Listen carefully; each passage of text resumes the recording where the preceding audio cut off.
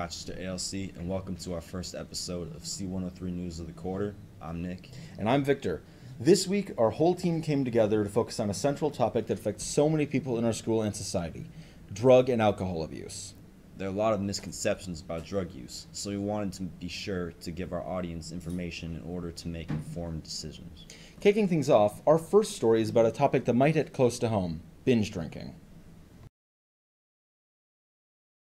Drinking. It is not a hobby, it's an addiction. Did you know over 10,000 people died last year in the U.S. from binge drinking? This is just one of the facts about binge drinking. If you know or you are a binge drinker, listen to these sad but true facts. Hi, I'm here with Bailey and we're going to talk about binge drinking. So, Bailey, have you ever binge drank? I have binge drank a lot. Okay, what are the effects of it? Like, what happened? So when I was visiting Germany this summer, since it was legal for me to drink there, I ended up drinking a lot. And I was like drunk probably the majority of the time that I was there. And I don't know, it kind of put me in a bad place when I got back because I'm like, I don't know what to do with my life. Like, no alcohol. And did you learn anything from doing that? I learned that it's really, really easy to start depending on something. I mean, I'm not like addicted to it or anything. I'm not like an alcoholic or anything, but like, I don't know. It was like a big thing while I was there, I guess. And I learned that it's probably not the best thing for me to be doing at this age. I also learned that it can really alter your perspective on things and stuff like that. Yeah, and get you into some trouble. All right, well, thank you. Thank you. As some of you may know, Minnesota is the 8th worst in the nation for binge drinking and alcohol-related problems. Across the U.S., 1 in 4 people have a binge drinking problem. On another note, if you're out with your friends and one of them was drinking until they passed out, take them to the hospital. Their alcohol level could be so high that they could be put in a coma or even die. So whatever you do, don't leave them alone. I hope you think twice about binge drinking and the consequences it can have. Remember, over 10,000 people died last year. I hope that statistic doesn't grow. Thank you. Thanks, team. Remember that consuming any alcohol under 21 is illegal, but consuming it in high quantities can be deadly. Synthetic drugs aren't as common or well known as other drugs, but they can also be lethal, even if they're used in small amounts. Here's our news team to tell you more.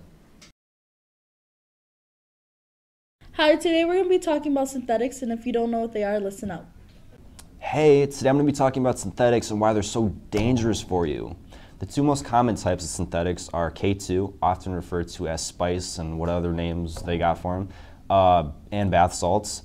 They're both legal and sold in gas stations, not all, but some, legal retail outlets, and on the street as well.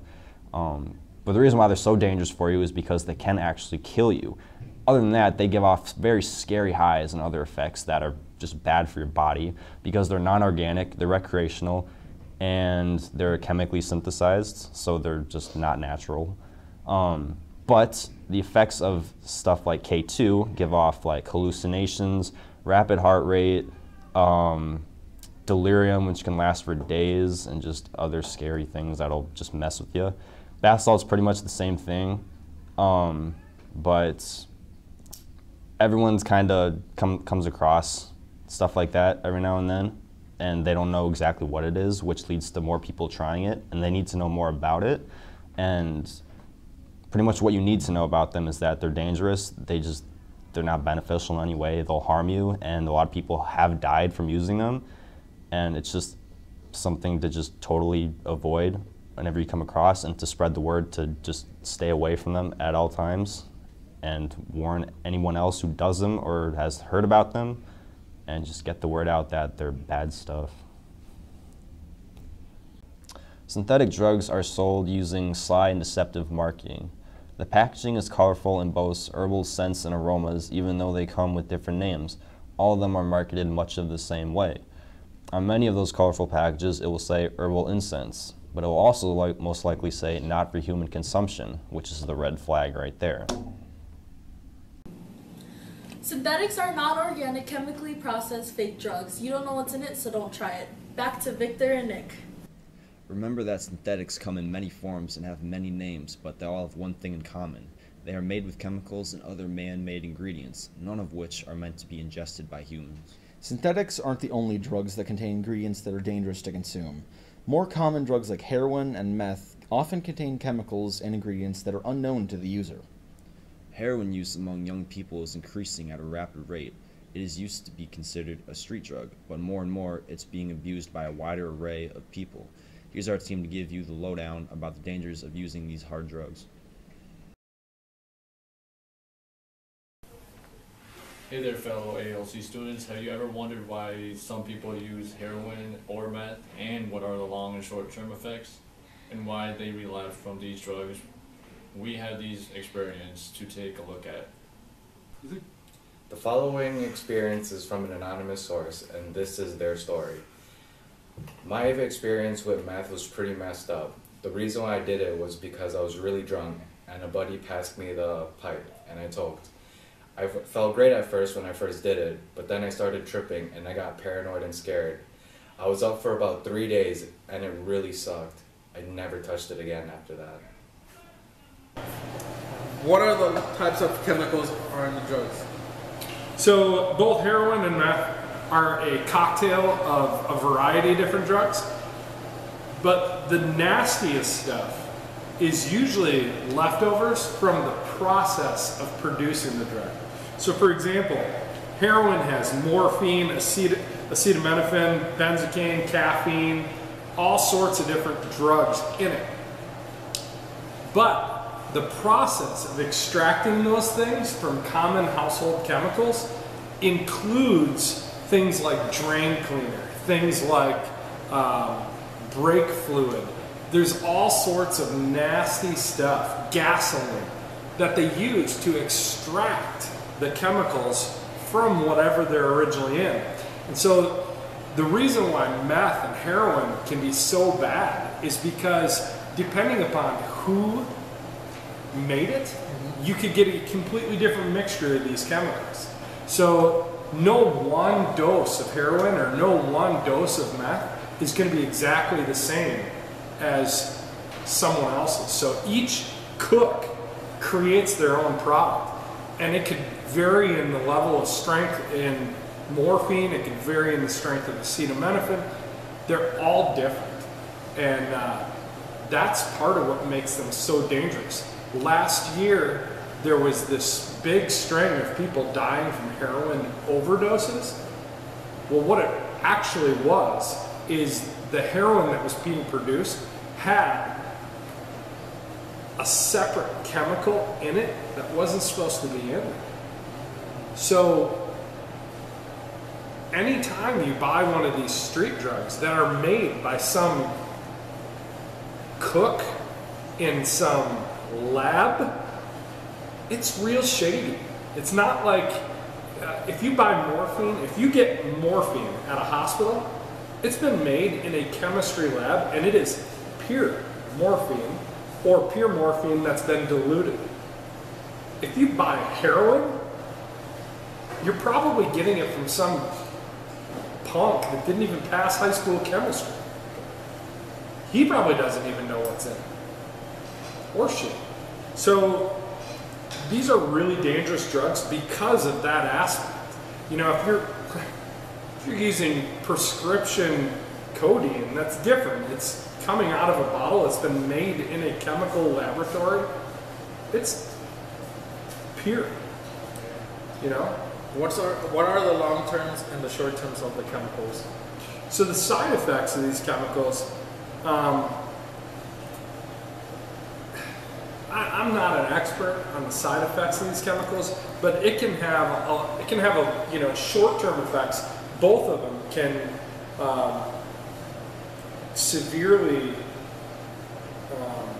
impact your heart rate, the way your nervous system functions, which then lends itself to long-term effects that your nerves never recover from. So I am not an expert on how these chemicals affect your body, but I can tell you that the chemistry that the people are using to make them is terrible at best. Sometimes it's worse than terrible. I can't give you, I don't know another word, but it's worse than terrible. Why is it easy to grab onto the drugs? So again, these two drugs, meth and heroin, are both made by street cooks that are whipping it together any which way they think it should go.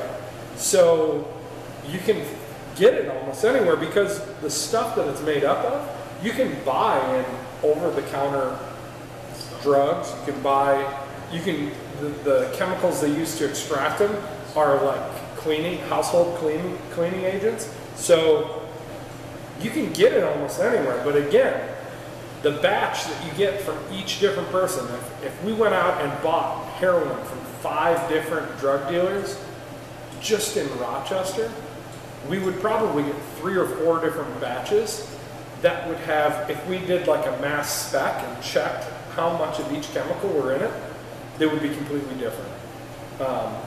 And so if you ever get busted with heroin, they'll take that heroin and they'll put it into what's called a mass spec that looks at how much of each chemical are in it, and they can identify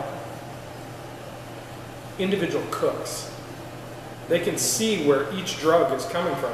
And that's why last year on the East Coast, they made that huge public announcement about heroin and heroin overdoses, because I forget how many, but there were a significant number of people that died from it. But it's easily accessible because any Jim, Bob, Billy can go and try to make this stuff and peddle it off as meth or peddle it off as heroin when it might actually be just a chemical just mixed up. And it can kill you. Exactly right. Exactly right. And not only can it kill you, it will kill you. I mean, just harm your body, especially too over the months, the weeks doing it. Meth and heroin will kill you eventually if you continue using them. It might be when you're 40, it might be when you're 50, but they'll kill you. When you're younger.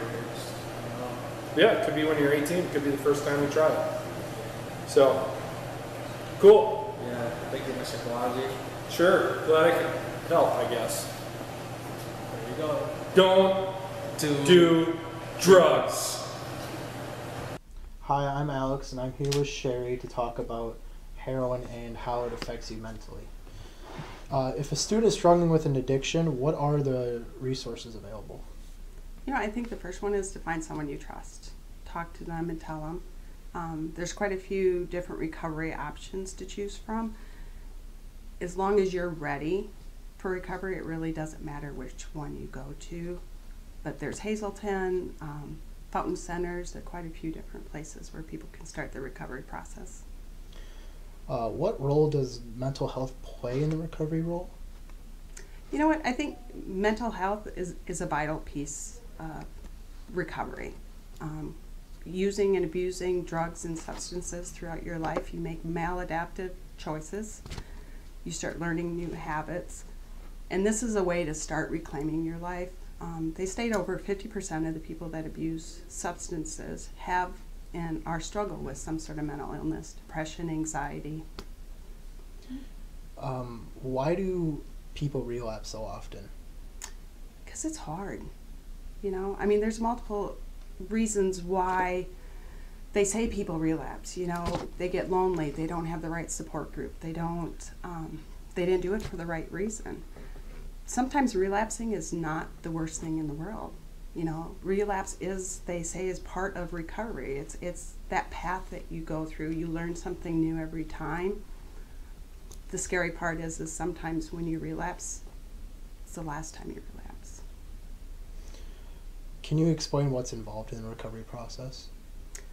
You know, the first part is just admitting it, that I'm choosing drugs and drugs are running my life. That's how I dictate. And once you once you accept that, you start by just getting sober. You start building foundation of new places and new experiences while being sober, and you just do it one day at a time. You start building that foundation, and then you start repairing relationships. Yeah. Well, thank you so much for your information. Thank you.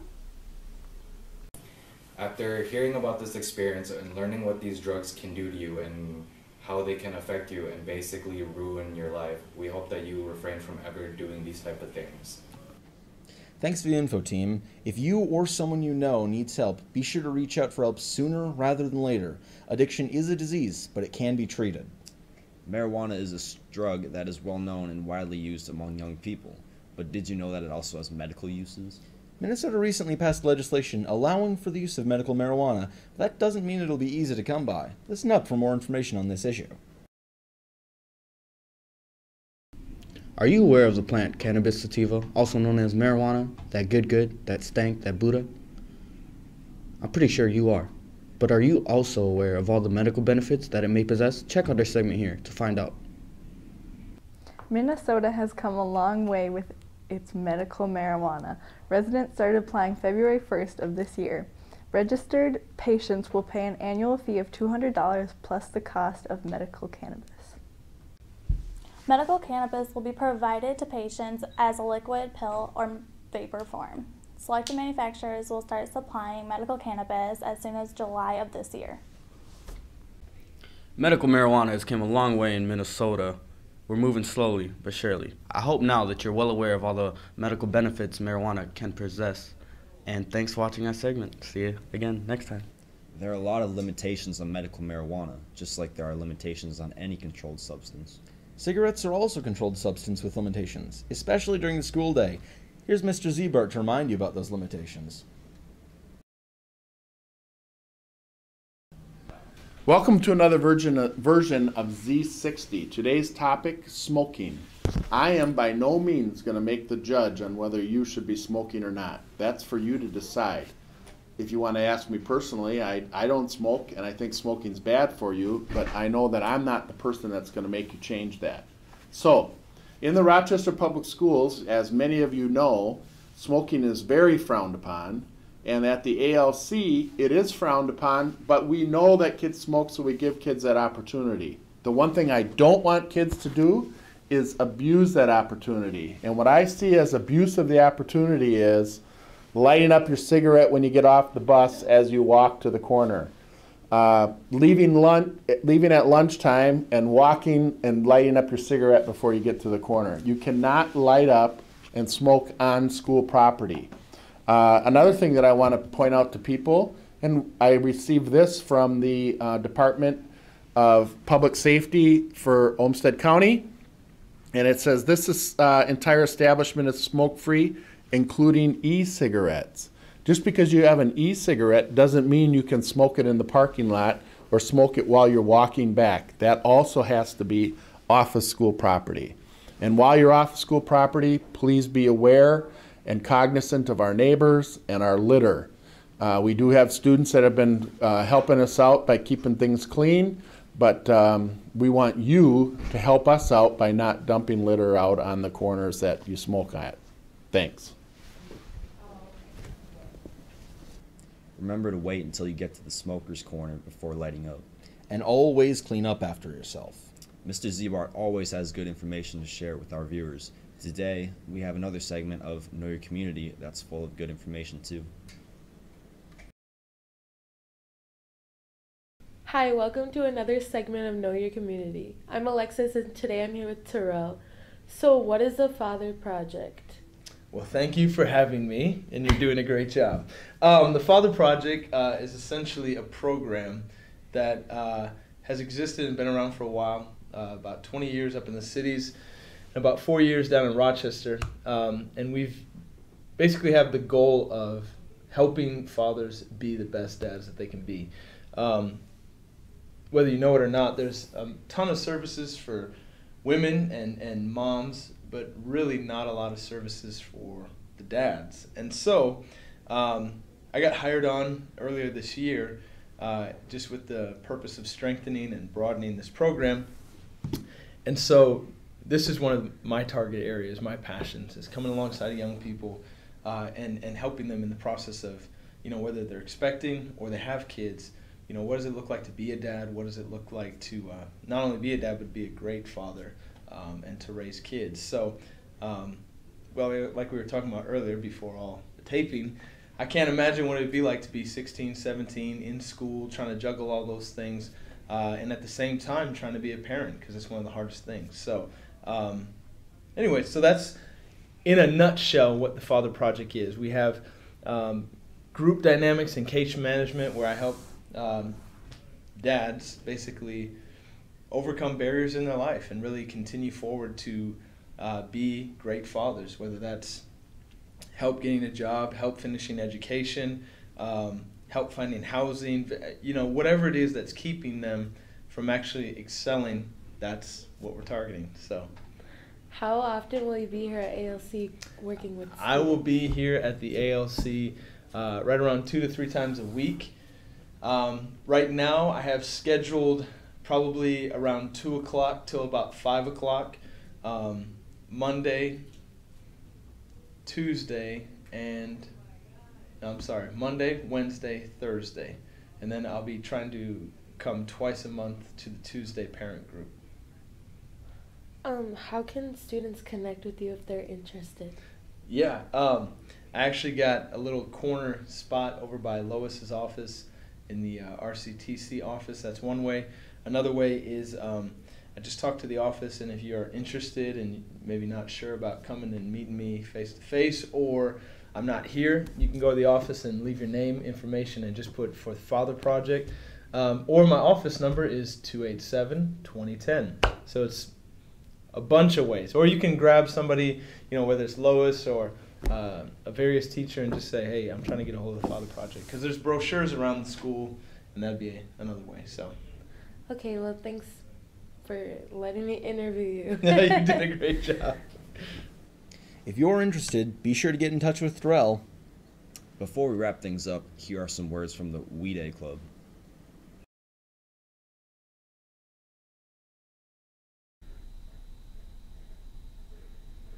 Take a vow to be silent. Stand up for those whose voices are not heard. Children around the world are denied their human rights, or those people here at home who are bullied. Because sometimes speaking out means using no words at all. The Rochester ALC We Day group is asking you guys that on Friday morning, you guys will have the opportunity to make a pledge while you walk in through the door. We're asking for a 25-cent donation, and you will get a ribbon saying, "We are silent." For the first 10 minutes of every hour, we are pledging to be silent, to give a chance for the voices that aren't heard. We're asking that you guys stay off your phones while you do this. We don't talk or anything like that. And yeah. If you're interested in participating in this silence event tomorrow morning, be sure to see Mr. Rojas. That does it for this week of C103 News. Thanks for watching, and be sure to tune in next week for another episode. Have a great week.